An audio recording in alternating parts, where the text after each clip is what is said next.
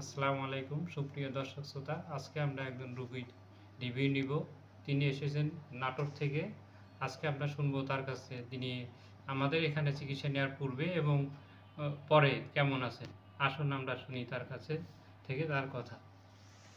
ধরেন, আপনি কেমন আছেন? দর্শকদের ভালো। দর্শকদের উদ্দেশ্যে কিছু বললেন। আপনি আমাদের এখানে চিকিৎসা নেওয়ার আগে এবং পরে এখন কেমন আছেন? আগে কেমন ছিলেন বলেন। আচ্ছা, আমার নাম মোহাম্মদ আবু আক্কাস সরকার। আমার বাসা নাটোরে, নাটোর সদরে। তো আমি প্রায় ১.৫ মাস আগে আসার পরে মাজায় হাড় দাবিয়ে যায়। ডাক্তারেরা তাই বলছে, এমআরআই করে তাই রিপোর্ট পাওয়া গেছে। তো আমাকে নিয়ে নাটোর সদরে ভর্তি করে আমার ভাইয়েরা। আমি ওখানে কয়েকদিন থাকি। তারপর চিকিৎসায় কোনো উন্নতি হয় না। নাটোর সদর হাসপাতাল থেকে বাইরে করে একটা ক্লিনিকে রাখে কয়েকদিন, সেখানেও কোনো উন্নত হয় না। তারপর রাজশাহী মেডিকেল কলেজ হাসপাতালে ভর্তি করে আমাকে। ওখানেও প্রায় 2 মাস ছিলাম। ওখানকার হাড়ের ডাক্তার, বড় ডাক্তার, উনি ওই এমআরআই রিপোর্ট দেখে বলেন যে অপারেশন করতে হবে, রোগী অপারেশন ছাড়া এটা ভালো করা সম্ভব নয়। তো আমার ভাইয়েরা আমি অপারেশনের পক্ষপাতী না।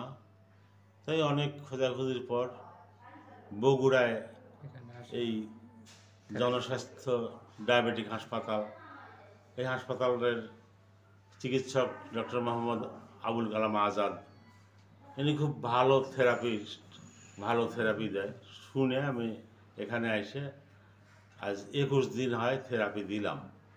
আমি আসছি, রাজশাহীতে গেছি অ্যাম্বুলেন্সে করে বাড়িতে আসছি, আবার বাড়ি থেকে অ্যাম্বুলেন্সে করে এই বগুড়ায় হাসপাতালে আসছি। আমার প্রথম দিনে ট্রেসারে করে আইনে এই থেরাপির রুমে পৌঁছাইছে আমার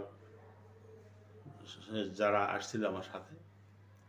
তো যাই হোক, আমি 7 দিন থেরাপি দেওয়ার পরে আমি যা ব্যথার ওষুধ খাচ্ছিলাম, ব্যথার ওষুধ বন্ধ করে দিলাম ডাক্তার সাহেবই। তারপর কোনো রকম ব্যথার ওষুধ খাওয়া নাই, এমনি শুধুই থেরাপির উপরে 21 দিন থেরাপি দিলাম। আল্লাহ রহমতে আজ আমি পূর্ণ সুস্থ। এখন আমি দৌড়াতে পারি, কিন্তু উঠে খাড়া হইতে পারিনি। একেবারে সুন্দর সুস্থ নিয়ে আমি বিদায় হচ্ছে এখান থেকে একদম হাসি মুখে। ঠিক আছে। আমি